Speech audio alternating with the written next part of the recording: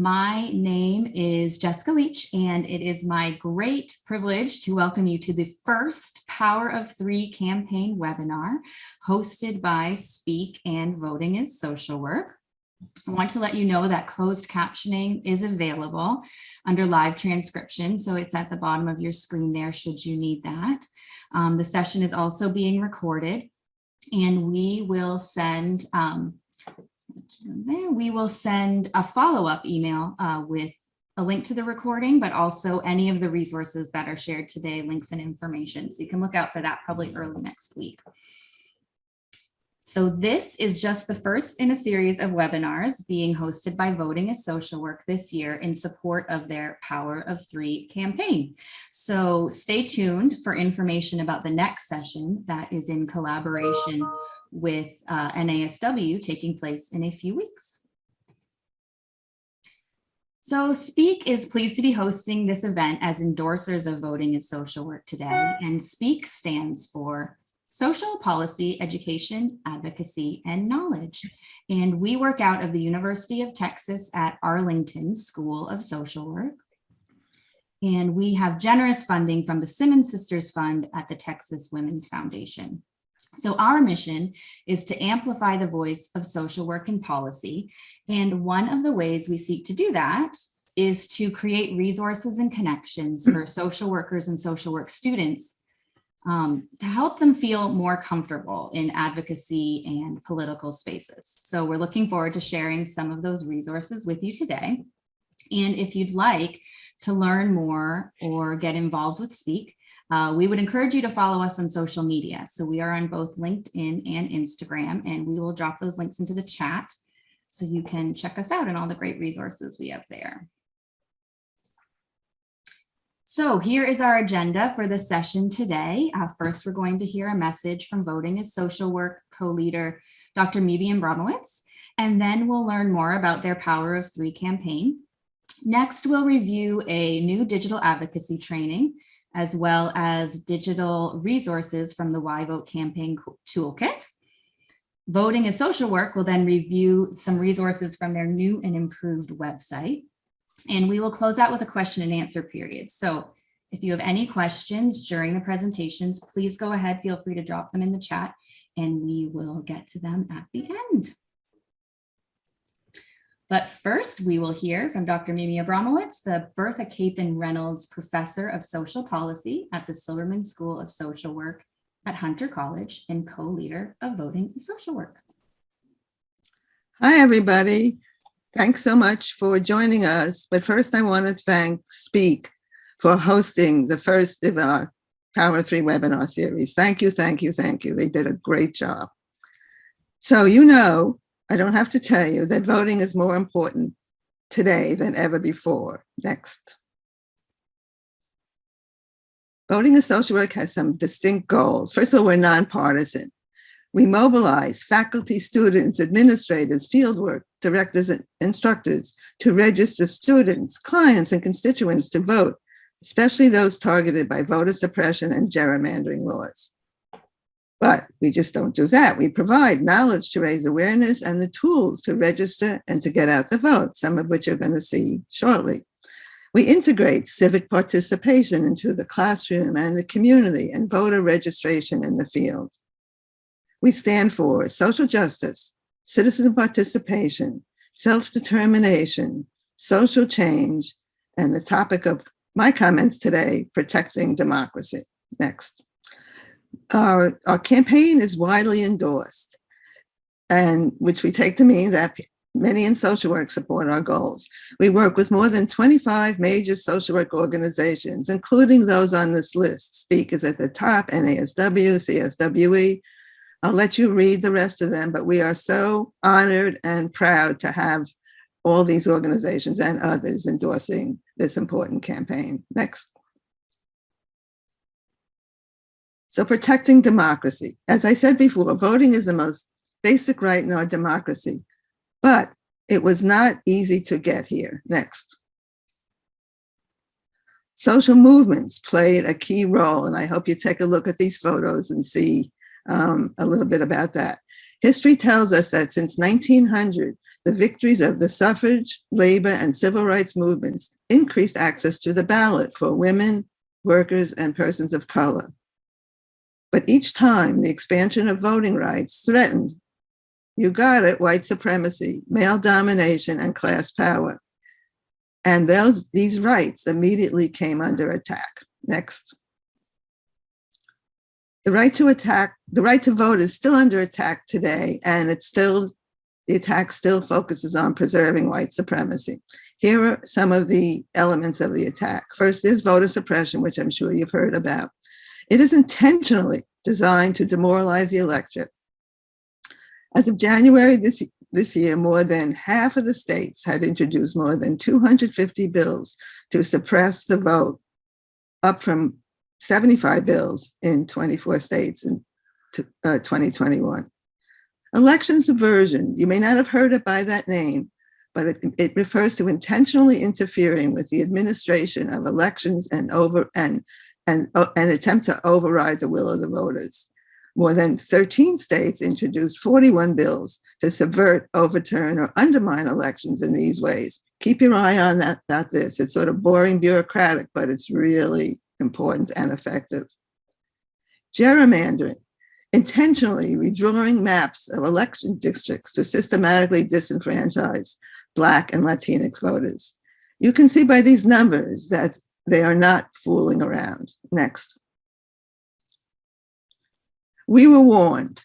In a book, How Democracies Die, two political scientists identify 4 warning signs of democracies in trouble. I don't have time to go over them today, but nearly all the signs are evident in the United States today. And the authors do conclude that democracy does not necessarily end with a bang, a violent revolution, or a coup. Rather, it ends with a whimper, the slow, steady weakening of critical institutions such as the vote, elections, the press, the courts, media, and political norms. Next. That is, it's not just the vote. Other democratic institutions are also under attack. So first of all, the press has become less independent and less present even. Daily papers are down 25% during that time period. Investigative journalists down 50%. Meanwhile, large media corporations own 80% of all daily newspapers. The news is having trouble keeping up. Banning books. I think you've probably heard in the news recently how in local communities, school districts are being forced to ban books. 39 states have introduced more than 150 bills to ban books. 39 states, 150 bills. In this day and age, it's so hard to even say it, on any topic that might make students uncomfortable. Not surprisingly, there's less trust in government. In 1960, 3/4 of Americans trusted the federal government always or most of the time, according to a Pew poll, public opinion poll. Today, it's less than 25% who trust the government. And that takes us through into the Biden administration, an all-time low. Next. So we are hearing a lot of discussion about and experiencing the rise of what many call populist authoritarianism. The Economist, a British journal, they developed a democracy index that ranks the US as a flawed democracy and or as sitting between democracy and authoritarianism. They rank many other countries too, every year. Over the past 10 years, the number of democratic countries, just listen to this, the number of democratic countries fell from 42 to 34, representing only 30% of the world's population. So this problem is worldwide. Next. A new book, How Civil Wars Start and How to Stop Them, by Barbara Walters, who studies civil wars around the world. She takes our worries a step further. Next. So what can social workers do? Social workers are very good at diagnosing individual and social problems, no doubt about it. Yet we, along with many Americans, are not always ready or comfortable with assessing the status of our democratic institutions. We need to up our game. Next. We can and must up our game by registering voters to strengthen democracy. Why? Well, it's the right thing to do. It supports the profession's mission and social justice values. Moreover, we are in the right place. That is, we sit at the intersection of the individual and society, and where we are best positioned to witness and address the harms brought by a faltering democracy, and bring civic participation into the classroom, voter registration into the field, and human rights into the United States. Next. Be part of the solution. Imagine if all 700,000 social workers in the United States each registered 3 people to vote, and they registered 3 more, and so on. No need to imagine. Join the Power of 3 voter registration campaign. Don't mourn, organize. Be part of history. Next. And now I'd like to introduce Dr. Debbie to us, Mullen, who's on the Voting and Social Work leadership team and an adjunct professor of social policy at Simmons School of Social Work. So we've worked together in various venues. She is going to tell you about how you can join the Power of 3 campaign. Debbie, take it away. Thank you. Thank you so much, Mimi. And thanks to everybody at Speak. You can call me Debbie or Deborah, doesn't matter. But I'd really like to thank Speak for hosting this webinar and giving us an opportunity to tell you about this Power of 3 campaign. This is our official launch, and we're very excited about it. The beauty of the Power of 3 campaign is that it is so simple. Anyone can do it. All we're asking is that everybody find 3 people to register to vote. Everybody on this Zoom call can do it. We're going to give you some tools that will help make it easy for you. As Mimi pointed out, there are 700,000 social workers in the United States. We know that social workers touch millions of lives every day, not through their clients, who are often the most disenfranchised and vulnerable among us. They are people who need to go to the ballot box, but do so at the lowest proportion. The Power of 3 pledge is one way to take action to ensure that democracy spreads and that it not only survives, but that it thrives. So if we want to take the Power of 3 pledge, where do we start? Next slide, please. So Zainab will take us through the Voting is Social Work website in a little bit, which has a Power of 3 button that you simply click on to get the information that you need to get started. This is just one screenshot from this section. The website provides multiple tools to help register voters through this QR code that you see right there on your screen, or by texting VOTE SW to 34444. Both systems connect to TurboVote.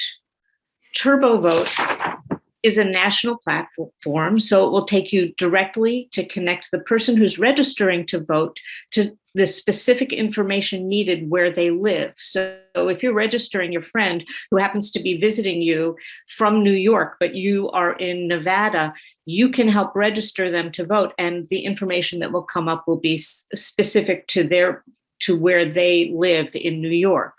But because they are using the QR code themselves, because they're pointing their phones at it or texting the code, individuals are registering themselves, which is important because it bypasses some state laws that prohibit outsiders or others from registering people to vote. It's one of the voter suppression tactics that Mimi mentioned earlier. I'm an adjunct professor, and I thought it might be helpful if I shared how I use the Power of 3 in my classroom. Next, please. I provide a very simple sample assignment. The assignment varies a tiny bit depending upon whether I'm teaching in the fall or the spring semester. Right now, it's primary season, and there are some, important primary elections going on in New York City, where I teach. As you can see, the assignment is super straightforward.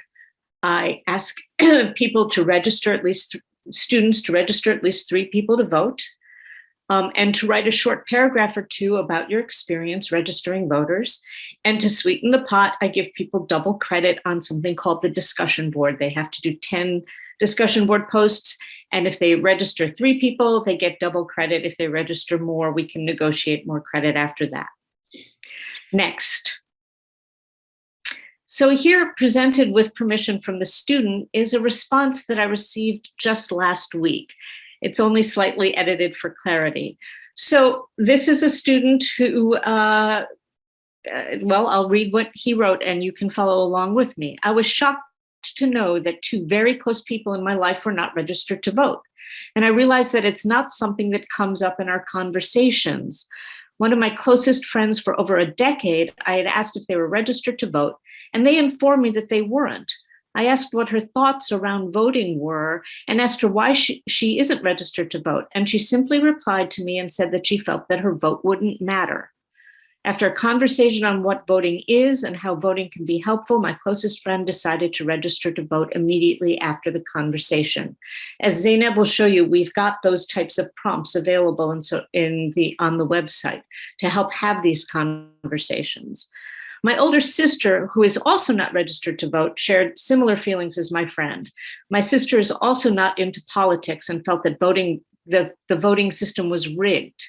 After listening to her thoughts, I explained to her that change starts within, and even though the outcome of the results from voting don't always favor our viewpoints, at least she's doing the due diligence and being a part of the change. My sister registered to vote and sent me a screenshot of it afterwards. I was also to have one of my clients who's 22 years old register to vote. When I asked her how come she wasn't registered to vote, she explained to me that it wasn't something she had ever put too much thought into because of her current situation of being unstably housed. I explained to her her voice goes a long way and registering to vote is a step into making changes in the homeless population system and all systems. This exercise was remarkably interesting, and I spoken to most of my caseload that was not on board into registering, and it made me think of the reasons that why a lot of young adults are not registered to vote, which is the simple fact that they were more worried about their pressing personal concerns than what was happening in the world. Next, please. So I just thought that was a really interesting explanation. He really covered everything. He registered a family member, a friend, and a client to vote. He got a lot of information from the website about why voting is important, and it really changed his perspective. If you take the Power of 3 pledge, please feel free to reach out to me.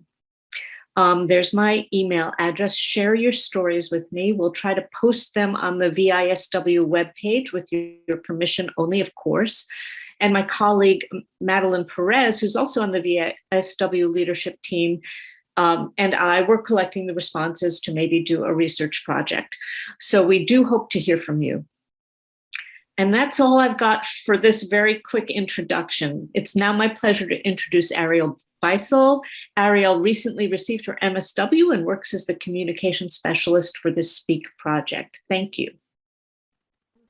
My name is Ariel Beisel, and I'm the communications specialist at the SPEAK project.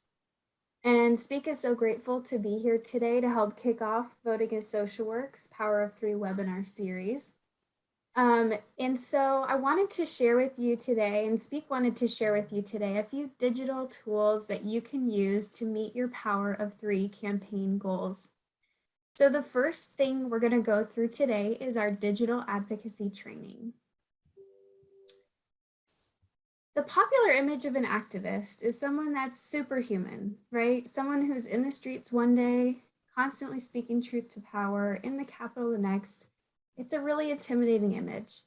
However, it doesn't take a super person to make a difference. You simply just need the right set of tools to get started.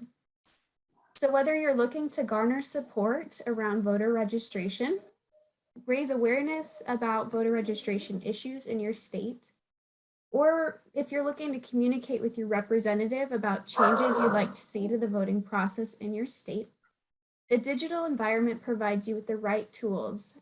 It is the right place for a budding advocate to begin their journey. Sorry about my dog. That's where digital advocacy comes into comes into play. This training was developed by UTA MSW student Christian Mason with funding from Speak, and it's less than 30 minutes, and it's available for free on our YouTube page. Across its 5 modules, Christian outlines easy and concrete steps that you can take online to support causes that you care about. And in this case, you probably care about voter registration. So let's dispel a myth about digital advocacy that you may have heard. Some people refer to online activism as slacktivism, but the numbers really say otherwise.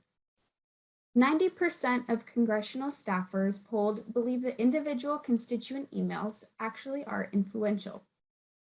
And 76% believe that social media has improved the relationship between congressional members and their constituents. The median congressional member made around 3,000 posts and tweets in the previous legislative session. And just 30 comments or tweets about an issue can get the attention of a congressional office.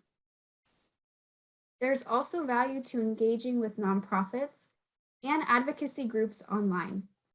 71% of nonprofits worldwide agree that social media is an effective tool for fundraising, and 55% of people who engage with nonprofits on social media end up taking some sort of action. That could be donating money or goods, volunteering, or maybe attending events. The 5 modules in this training are designed to be watched either as a series or individually in any order. And as I mentioned earlier, the whole course only takes 30 minutes to complete. The first module, Beginning Your Advocacy Journey, provides guidance on how to find your passion. But if you're here, you probably already know what that might be. And that might just be voter registration or the preservation of democracy. Whether you're looking to support, whatever cause you're looking to support, the following 4 segments can help you take simple, effective online actions that can help advance your mission. Reading and sharing the news talks about the importance of media literacy and how to identify trusted resources. Emailing your elected officials helps you find out who your representatives are, how to reach them, and tells you best practices for crafting your message. Interacting over social media discusses how to make the most impact with your posts and what to do if you encounter a troll. And finally, joining online advocacy groups talks about how supporting and helping to spread the word about online groups can have a huge impact for those organizations. This course is great for students and professionals alike. It's really for anyone looking to increase their advocacy activities in easy and impactful ways.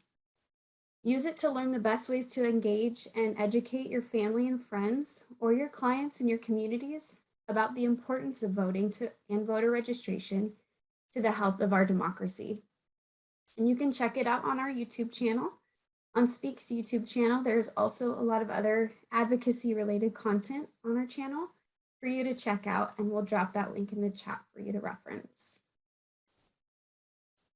The next resource we wanted to tell you about is our Why Vote campaign.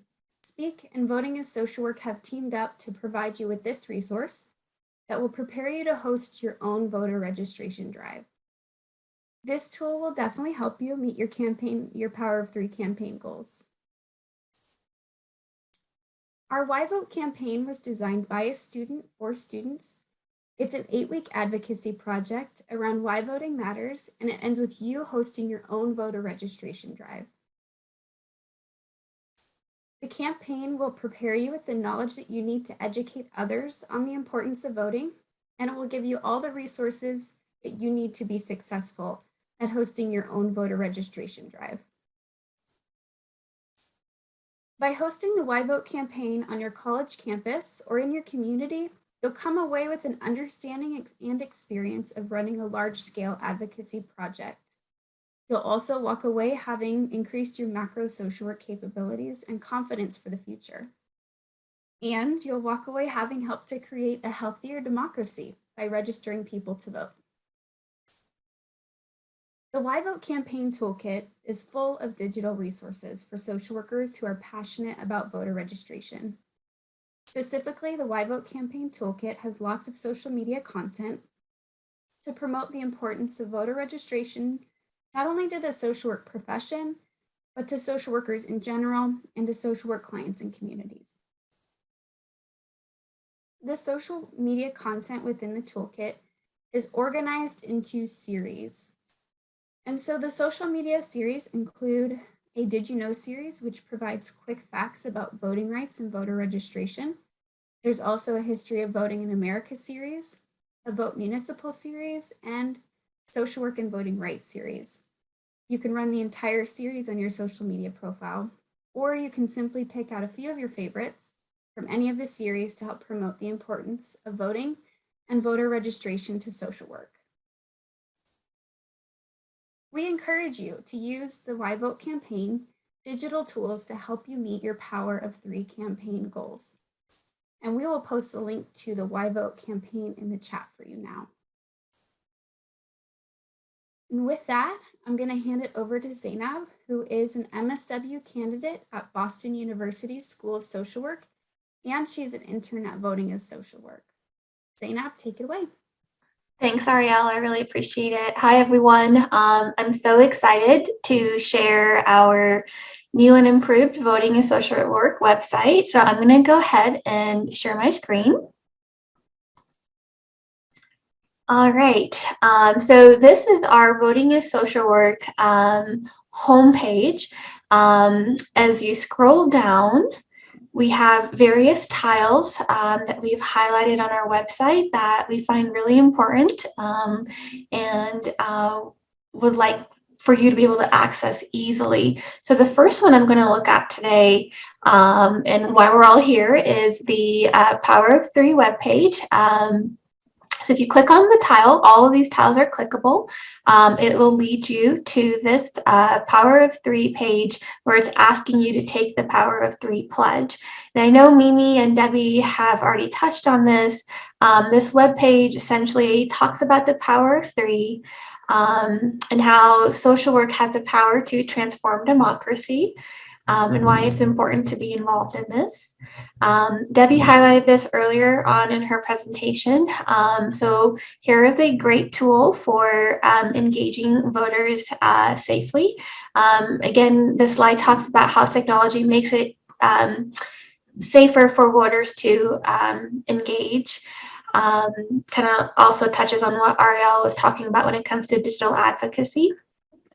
So this QR code right here, if you simply take your phone and you point it at this QR code, it'll take you to a link where it allows you to register voters or for someone to register themselves.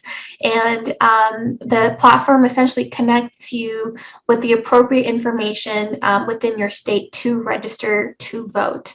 Also, you can easily text Vote SW to this code that's provided here. We also have various other tools and resources on our Power of 3 page to get you and other people excited about registering voters. So one of the 4 things we have on here is the Power of 3 flyer. Again, this highlights the Power of 3 campaign, what it's all about, how you can take the Power of 3 pledge.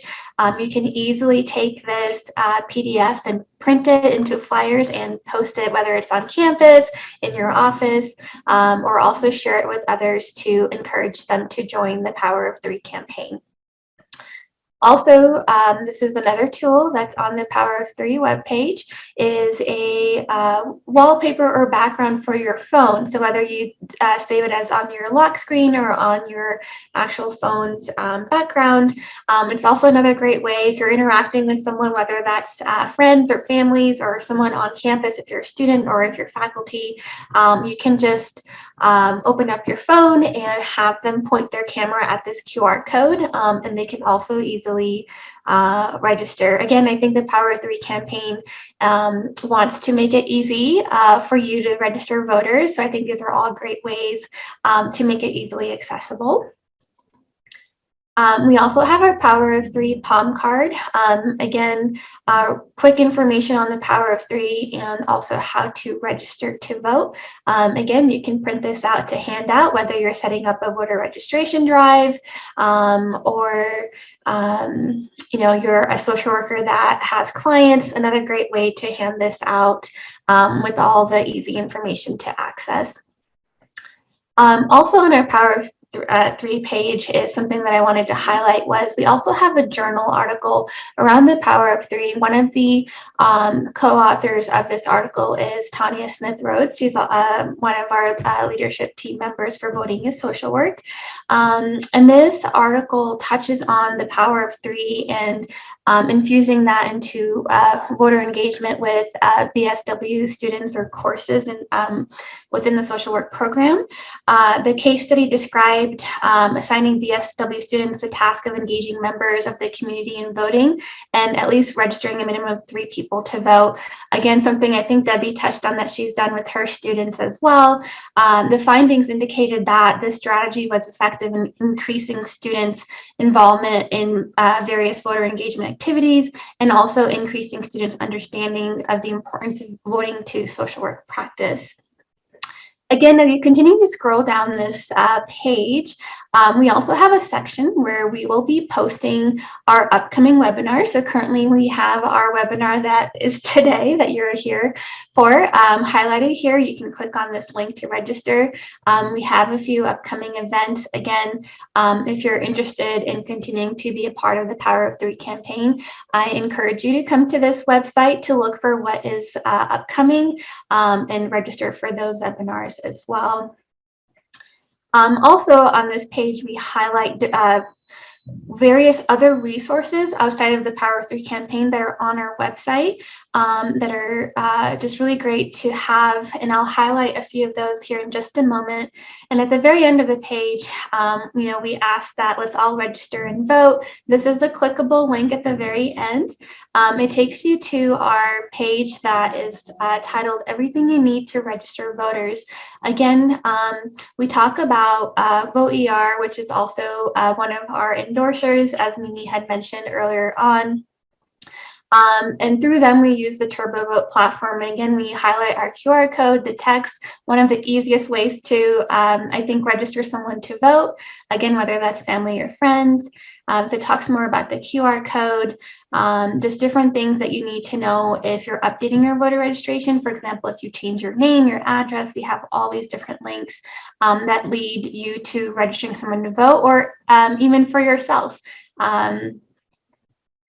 And then again, we also have a really great link here as well for Find Your State's elections website. So if you click on this link, so for example, I live in Colorado and I want to be able to access my state's link around local elections. I can click on Colorado, hit go, and it takes me to Colorado's Secretary of State's website that has all the information I would need specific to Colorado. So again, I think it's a great resource to have. Now going back to our homepage, there's a few other things I wanted to highlight. So Ariel mentioned this during her presentation. At the very top of our website, we have a couple of different options to choose from. Under Engage Voters, we have a link to the Why Vote campaign. Again, these links will be provided to you after this webinar. But this is everything that Ariel was talking about around the Why Vote campaign that you can access here, all the tools and all the ways to get started to host your own voter registration drive. Again, a lot of great resources. One I wanted to touch on today was resources for students, since Debbie had kind of talked about an assignment that she put together for her students. So whether you're a student that's here today or you're faculty who works closely with students or has courses that you teach, a lot of great resources for social work students on how they can be the change they wish to see in the world, and either how to become a poll worker, also other great ways that they can get involved. For example, again, reminding your friends and social work students to whether it's just be part of our voting and social work campaign or the Power of Three campaign, how to enroll in a political social work course, activities they can do, attending webinars. So again, just really great resources and other information just for students. I know Debbie talked about this. So throughout our website, we have different ways you can share your story. So here is a link for students to be able to share their story of their experience. So we highly encourage you to recommend students to come to this page to share their story, or whether that's going through Debbie directly and sending her an email. And the last thing I'd like to highlight today, again, I really encourage you to take your own time to come to this website. There's a lot of great resources. I don't want to take up too much time going through every single one, but I would really encourage you to visit our website. The last thing I wanted to point out is, again, at the very top of our webpage, under the resources, under the Join Us section, if you would like to join our mailing list. So you can go to Join Us mailing list and enter your information, and you can receive all the most updated information on what Voting is Social Work and our campaign is doing. Again, thank you so much for your time today. Thank you for being here. And I'm gonna send it back to Jessica. Thank you so much. So before we move to the question and answer section, we're going to have Dr. Abramowitz just tell us a little bit about the next Power of Three webinar. Yes, we are developing a series. They're in process, but we do know the next one will be with the National Association of Social Workers. They are an endorser, and they are hosting this webinar on April 11th, and you see the different times there. So the speakers will include the president and the CEO of NASW, someone from our organization, but also the key feature is stories of a faculty member and 2 or 3 students who are going to tell sort of a little bit what Debbie did, stories of how they did voter registration, but it's going to have somewhat of a focus on voter suppression. So that'll be a particular highlight, but what they were talking about will also apply across the board, but there will be a voter suppression a theme there. So I hope you'll all come. You'll be getting the notice will be going out in a day or two, so please look for it. Okay, that's on April 11th coming up. Okay, so we do have a few questions, so I'm just going to get our panel. All right, and so some kind of technical questions. I think this would be for Zan and Ariel, so maybe Ariel, will start with you. The materials on why vote, can they be personalized or have the school logo, for example, put on it? So we wouldn't want you to change the entire graphic or the materials, but you're welcome to add your school logo if you're posting it to your school's website or Instagram or whatever. You're welcome to add your school's logo. I think that's a great idea. Zainab, is that true of the Voting and Social Work materials as well? Yeah, so I believe they download as a PDF. So if you're wanting to add your school logo onto that, I do believe you might need like a PDF editor to do that, but you're welcome to add the logo on top of any of that material to personalize it for your school. Great. Okay, so I don't know, maybe Debbie wants to take this one as head of this campaign. Why focus on voter registration and not other issues around voting and voter rights right now? Well, the first step to changing the way our nation looks is by registering people to vote and having them have the having us, those of us who choose to participate, have the say in what happens in our nation. It is shocking to learn that more people didn't vote in the 2020 election than voted for either Joe Biden or Donald Trump. More registered voters. So the first step is to, or potentially registerable voters. So the first step is to get people registered. The other issues are really critically important. Issues relating to voter suppression and gerrymandering are super important. And, Mimi can speak to that. But really, the first step, the basic tool of democracy is voting. And that's what we need to do, to get people registered. And once people are registered, then you can encourage them and help them to vote. If I could add, Jessica, that it's Debbie's absolutely right. Step one, if people don't register to vote, then they can't vote, and all is lost in terms of what we're talking about. But we don't just vote. We don't just focus on voter registration. We hope to encourage people to get out to vote afterward. That's the next step. But also, as my comments indicated, we talk about threats to democracy. We put this whole campaign in this much wider context. Maybe 4 years ago, we might not have done that, but if the mainstream media is talking about this, we felt we should also be able to talk about why voting is so important and give it an extra reason.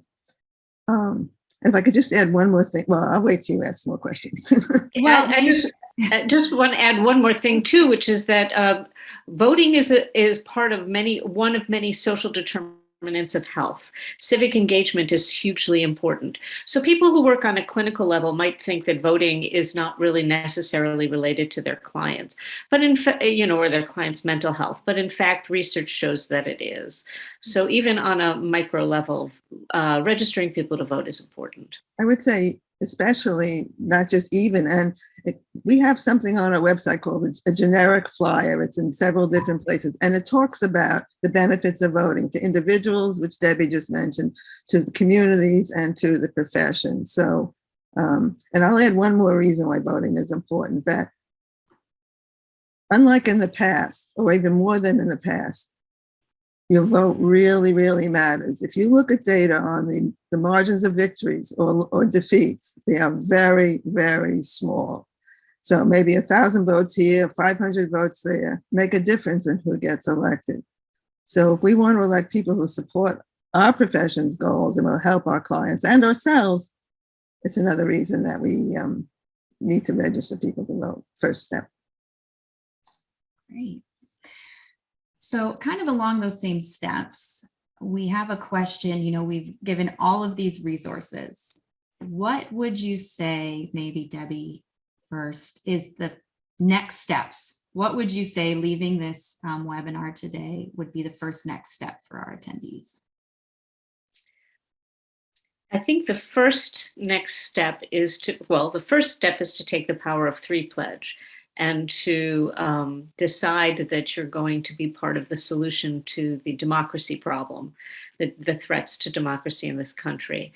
And to visit the website and Speak's materials and decide at what level you want to engage yourself in the process. Or just, decide that you're going to register 3 people to vote and do that and get involved. I mean, once you get involved, it's kind of a self-propelling activity. Great. Mimi, Ariel, or Zan, do you have anything to add to that? In terms of next steps, well, I think that we have to work on several levels. One is what we're doing now, trying to encourage social work. What the series is about is trying to encourage social work community to do all the things that we've been talking about. I won't repeat them. But we also feel like, for those of you who are interested in doing what the person who asked about other issues, helping us contextualize why we're doing this in the wider context. So if you talk to somebody about why to vote and they're not interested, you can explain to them about the margins of victory. You can talk about voter suppression. You can talk about democracy. You can talk about the benefits. So we want to, it's not just an act It's action in the context, and the context is what's also very important for the whole country, actually, but the social work in particular. So it's also a way to engage the people you talk to about what the profession can do, why it's important for the profession. So if someone says, well, I don't, one of the things we found, by the way, is that I can't quite remember the number, but when asked, if a clinician is asking someone to vote, and we find that, or data has reported that, if you ask somebody, well, have you registered to vote? They said, no, nobody ever asked me.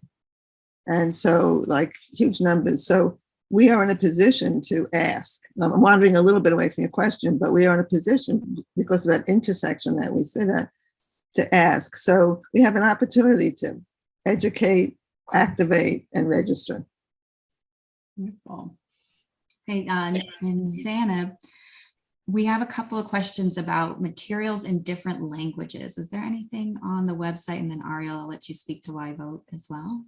Yeah, so currently on the Voting and Social Work website, I do not believe we have materials for other languages, but I want to refer you to our one of our endorser organizations' website, voter.org.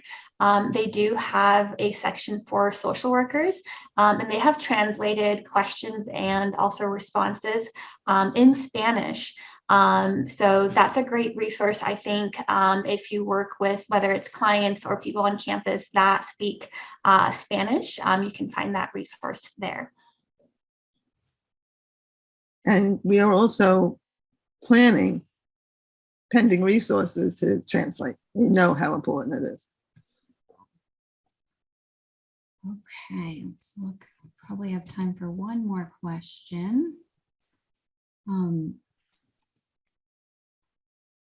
Some of them have been answered in the course of your discussion. So perhaps just as experienced organizers on the panel, what are your thoughts on digital organizing? How is that changing maybe how you would approach this campaign this year? Well, let me start as the oldest person on this panel, that for many generations, many people who didn't grow up with digital organizing, it's a heavy lift, and it's a learning curve. And so this has been an opportunity for me and my cohort in this project and in social work to get a little more media savvy, a little more digital savvy. And so I was one of those people who, when I saw a QR code, I didn't know how to use it. And we've heard all these funny stories about which way to put your phone up front and so on. So I'll confess that I was one of those. It wasn't so hard to learn. I just had never had a reason to or thought to use it. So I would say that spreading the word, like Ariel has been doing and Zainab, are really, really important, not only for the people who can do it in a flash, but for those people who are on a steep learning curve. And I'll just say, this is the future. I mean, this is where it's all at. This is the one tool that everybody's got in their pocket or in their purse. And so digital advocacy makes the whole thing a lot easier. You don't need to set up a table at your school. You don't need to print out flyers, although they can help. The lanyards, of course, are also a great tool, things that you can carry around with you. But this is something we all have with us at all times. So it makes a big difference. It just makes it all easier, more accessible. And it allowed us to all come here together today. So thank you so much to Dr. Abramowitz and Dr. Mullen and Zainab and Ariel for presenting with us today. And as I mentioned, we will put together a follow-up email with a link to this recording, as well as all of those resources we shared in case you didn't catch them in the chat. And we are so pleased that you could join us today. And please keep in mind that Monday, April 11th, for the next Power of Three event with NASW, and everyone enjoy their week. Thank you so much.